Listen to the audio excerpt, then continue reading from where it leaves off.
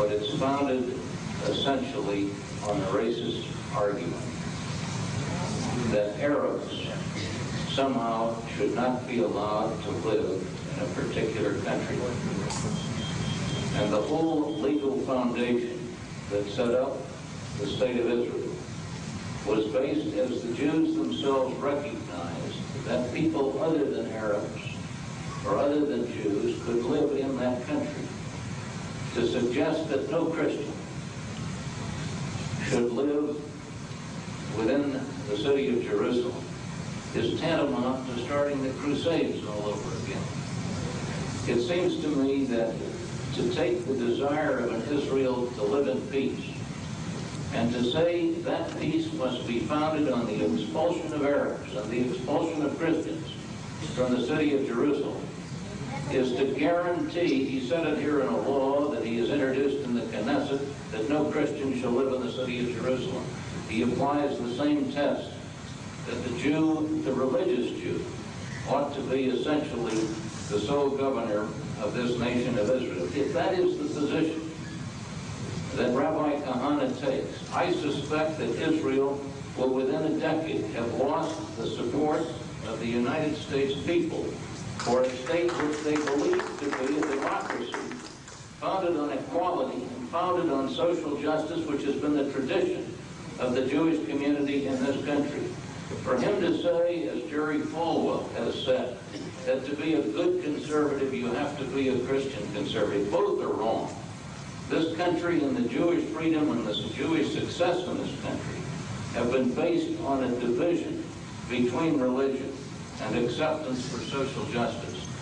And this kind of concept that Arabs, and then never a definition, never as speaking of one Arab as a good Arab. What about Issam Sartoui or Fuad Kawazbeh, who called for the recognition of Israel?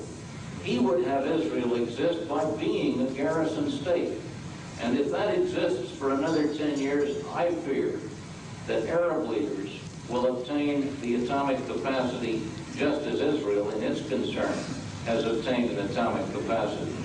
And if an atomic warhead ever came into the hands of a Gaddafi or an Assad, and we have an atomic confrontation between this garrison state he speaks of and the hatred that the expulsion of all Arabs and Christians would engender, then I think we're guaranteed a nuclear war in our lifetime in that part of the world. And the concern that that leads to is that even though it is a war between Israeli and what he characterizes the Arab world with no recognition that there are Arab moderates and there's no such thing as an Arab friend, I think Israelis have told me that they have Arab friends in the state of Israel today.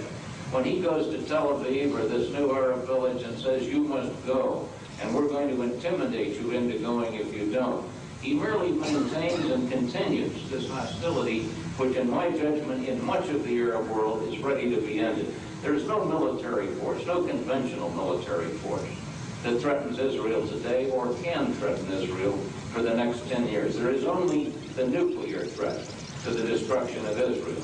And if he preaches an Israel made up of only Jews, certainly Gaddafi with that oil money or some Arab leader is going to be able to buy, as they were able to buy US CIA operators to teach them how to make hand grenades. You can buy today the technology to create an atomic weapon. And if I were an Israeli or an American Jew that wanted to see Israel survive and prosper, I would try to preach an end to this hatred before the Israeli or the Arab world comes into the possession of some kind of nuclear weapon, which is awfully difficult to prevent one nuclear explosion today, whether you bring it in a truck or a ship or a plane. That's the danger to this country, that's the danger to Israel.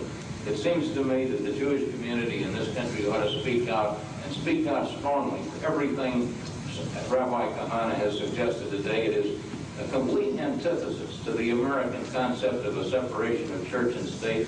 But worse than that, just as a practical matter, it guarantees a continuation of hatreds, and that hatred is ultimately going to lead, in my judgment, to a bloodier war than we have ever seen. I don't know that there can be a nuclear explosion in that part of the world without we and the Soviets going on the kind of alert that could lead to the kind of a mistake that could lead to an overall nuclear war.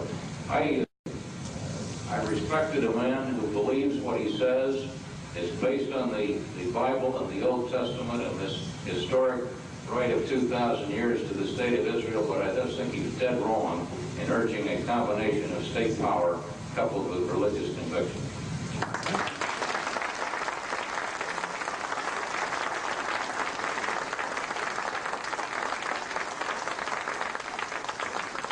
Ladies and gentlemen, will you, by your applause, please thank Mr. McCloskey, Rabbi Kahane, for spending the time.